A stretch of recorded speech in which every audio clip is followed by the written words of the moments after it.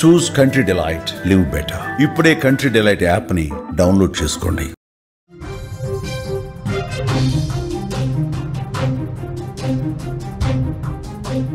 తెలుగు రాష్ట్రాల్లో వారం రోజులుగా భారీ వర్షాలు కురుస్తున్నాయి. బంగాళాఖాతంలో మరో అల్పపీడనం ఏర్పడింది. వాయుగుండం ఎఫెక్ట్తో మంగళ బుధవారాల్లో పిడుగులతో కూడిన భారీ వర్షాలు కురిసే అవకాశం ఉందంటూ కూడా హెచ్చరిస్తున్నారు. ప్రజలు అప్రమత్తంగా ఉండాలంటూ ఐఎండీ హెచ్చరిక.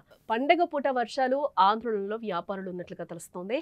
తెలుగు రాష్ట్రాల్లో వారం రోజుల నుంచి కూడా ఎడతెరిపి లేకుండా వర్షాలు కురుస్తున్న వాగులు వంకలు పొంగిపొల్లుతున్నాయి. భారీ వర్షాలు రాష్ట్రంలో జనజీవనాన్ని పూర్తిగా స్తంభింపచేశాయి. హైదరాబాద్లో మూసీ నది మహోగ్ర రూపం దాల్చడంతో నగరవాసులు వణికిపోతున్నారు. 45 ఏళ్లలో ఎన్నడూ చూడని విధంగా వరద ప్రవాహం పెరగడంతో నగరంలోని కీలక ప్రాంతాలు ఇప్పటికే నీట మునిగాయి. చాదర్ఘాట్లోని లో లెవెల్ వంతెన పైనుంచి ఏకంగా 6 అడుగుల మేర వరద నీరు పారింది. డ్రోన్ల సహాయంతో సహాయక చర్యలందించారు అధికారులు. రాబోయే 2 రోజులు మరింత ప్రమాదకరమైన వర్షపాతం నమోదయ్యే అవకాశం ఉందని కూడా అధికారులు హెచ్చరిస్తూ ఉన్నారు.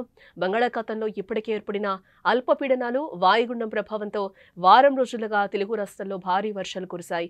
హైదరాబాద్లో అయితే జంట జలాశయాలు నిండుకుండలా మారడంతో 15 గేట్లెత్తి నీటిని దిగువకు విడుదల చేశారు అధికారులు. దీంతో మూసీ నదికి భారీగా వరద నీరు వచ్చి చేరడంతో ప్రమాదకర స్థాయికి చేరుకుంది. ఈ నదీ పరివాహక ప్రాంతాలు ముంపుకు గురయ్యాయి. ఇలా ఒక్క మూసీనే కాదు, గోదావరి, కృష్ణా నదులు కూడా ఉప్పొంగాయి. అలాగే వాగులు వంకలు కాలువలు ప్రమాదకరంగా మారి ప్రాణ నష్టం కూడా సృష్టించాయి. ఇక ఆస్తులు, పంట నష్టం లెక్క లేకుండా పోయింది వాటికి.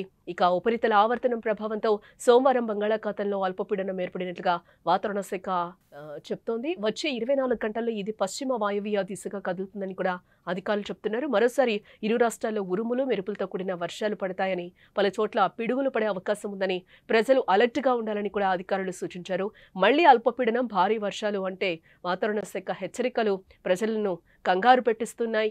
బంగాళాఖాతంలో మరో అల్పపీడనం కారణంగా వర్షాలు పడే ఛాన్స్ ఉందని కూడా ఐఎండీ చెప్తూ ఉంది. పండగ సమయంలో వర్షాలు పడితే వస్త్ర వ్యాపారం, పూల వ్యాపారాలతో పాటు ఇతర వ్యాపారాలకు కూడా తీవ్ర నష్టం వాటిల్లే అవకాశం ఉందని ఆందోళన చెందుతున్నారు. గత వారం రోజులుగా కురుస్తున్న వర్షాలకు వ్యాపారం అంతంత మాత్రంగానే సాగుతుంది.